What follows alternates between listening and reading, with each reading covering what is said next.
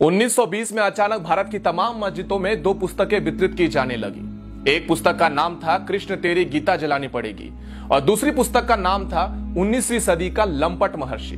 ये दोनों पुस्तकें अनाम थी, इसमें किसी लेखक या प्रकाशक का नाम तक नहीं था और इन दोनों पुस्तकों में भगवान श्री कृष्ण, हिंदू धर्म इत्यादि पर बेहद अश्लील, बेहद घिनौनी बातें लिखी गई थी।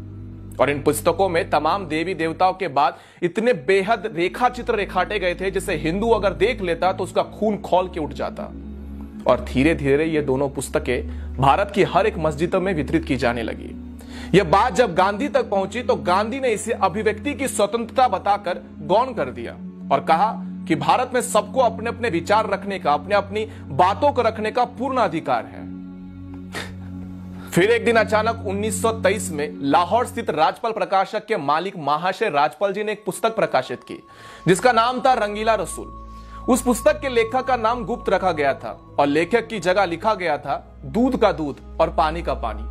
हालांकि उस पुस्तक में असली लेखक पंडित चंपूपति थे जो इस्लाम के जाने माने विद्वान थे और सबसे अच्छी बात यह थी कि उस पुस्तक में कोई भी झूठ नहीं था बल्कि तमाम सबूतों के साथ बकायदा आयत नंबर, हदीस नंबर इत्यादि देकर कई बातें लिखी गई थी। 1.5 वर्षों तक रंगीला रसूल बिकता रहा पूरे भारत में, कहीं कोई बवाल नहीं हुआ। लेकिन एक दिन अचानक 24 मई 1924 को गांधी ने अपने समाचार पत्र यंग इंडिया में एक लंबा चौड़ा लेख लिखकर रंगीला रसूल पुस्तक की खूब निंदा करी और अंत में 3 पंक्तियां ऐसी लिखी: मुसलमानों को स्वयं ऐसी पुस्तक लिखने वालों को सजा देनी चाहिए।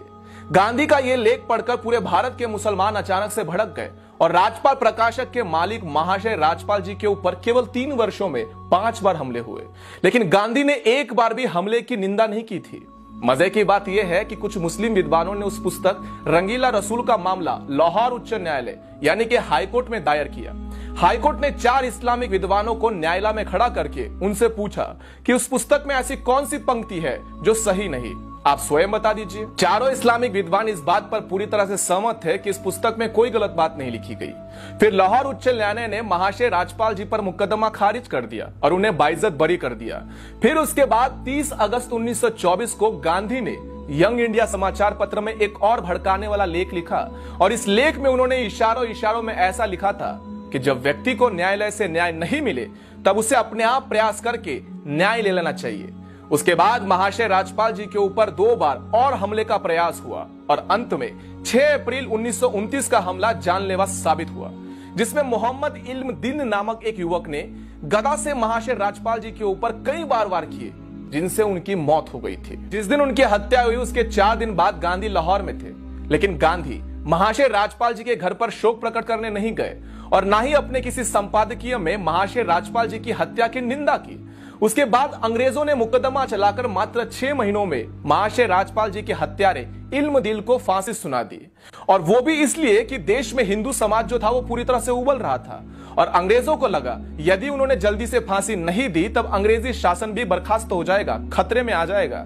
उसके बाद 4 जून 1929 को गांधी ने अंग्रेज वायसरॉय को चिट्ठी लिखकर महाशय राजपाल जी के हत्यारे की फांसी की सजा को माफ करने की अनुरोध किया था और इसके अगले ही दिन अपने समाचार पत्र यंग इंडिया में एक लेख लिखते हुए जिसमें गांधी ने यह साबित करने का प्रयत्न किया था कि हत्यारा तो निर्दोष है, नादान है, क्योंकि उसे अपने मजहब का अपमान सहन नहीं हुआ और उसने गुस्से में आकर यह हत्या करने का निर्णय ले लिया।